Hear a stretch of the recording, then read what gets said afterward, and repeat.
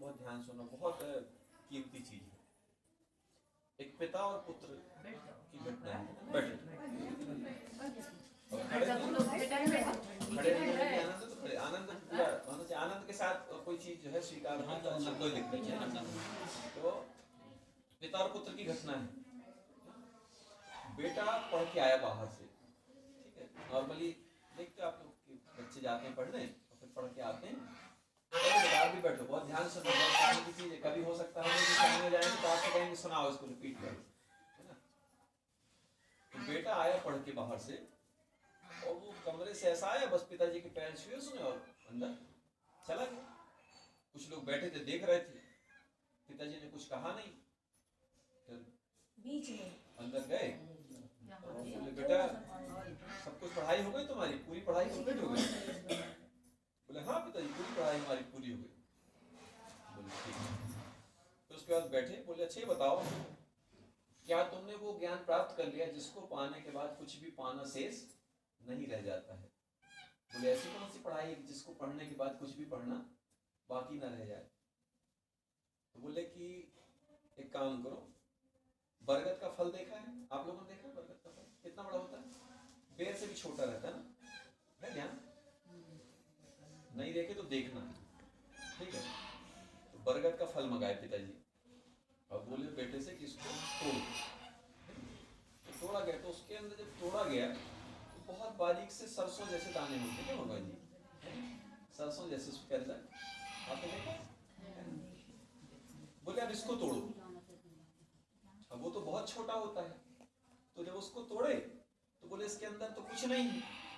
तो बोले जो जिसको तुम कुछ नहीं कह रहे हो, इसी से बरगद के विशाल वृक्ष का जन्म होता है।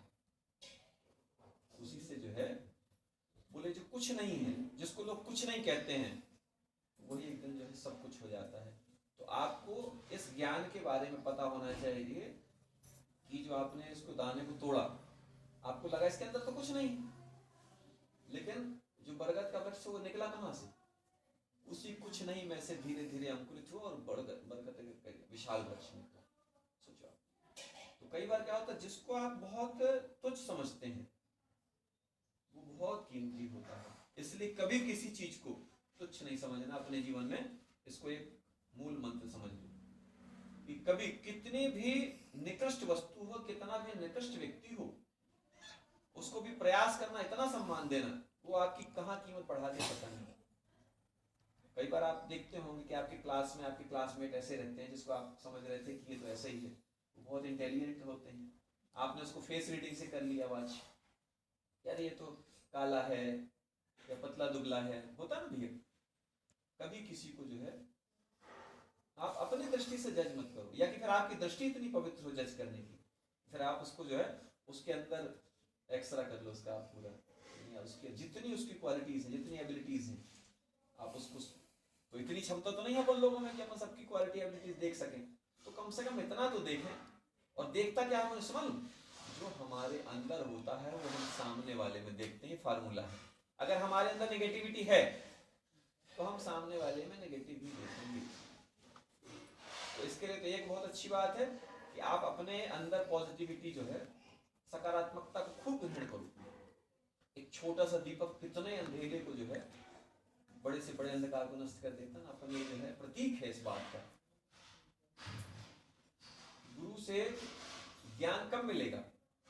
जब हम लेना चाहेंगे, नहीं तो ज्ञान तो सम सड़कों पे बट रहा है, बट रहा है। जहां देखो टीवियों में महाभारत चल रही है, तो रामायण चल रही है, तो कथा चल रही है।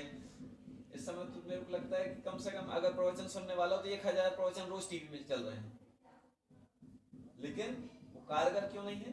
क्योंकि जो बोल रहा है व्यक्ति वो खुद ही उसके आचरण पर काम नहीं कर रहा है। और जब तक आचरण पर काम नहीं होगा, हम दिलेरी से क्यों बोलते हैं? क्योंकि हम जो कुछ बोलते हैं उसको करते हैं पहले, इसके बाद बोलते हैं, ठीक है ना। आज अगर हम आपके यहाँ बैठे हैं तो हम मन वचन कर्म से सब कुछ एक है, इसलिए यहाँ पर बैठे हैं, ठीक है ना। हमने जीवन में खूब धन देखा, ठीक है ना, हमने लाख रुपए रोज का कमाया, ठीक है ना। लोग अपने पूरे जीवन में लाख रुपए सोचते हैं, एक बार लाख रुपए, हम जो पूरे जीवन में, ऐसे लोग भी हैं संसार में, है ना। हमने लाख रुपए रोज भी कमाया,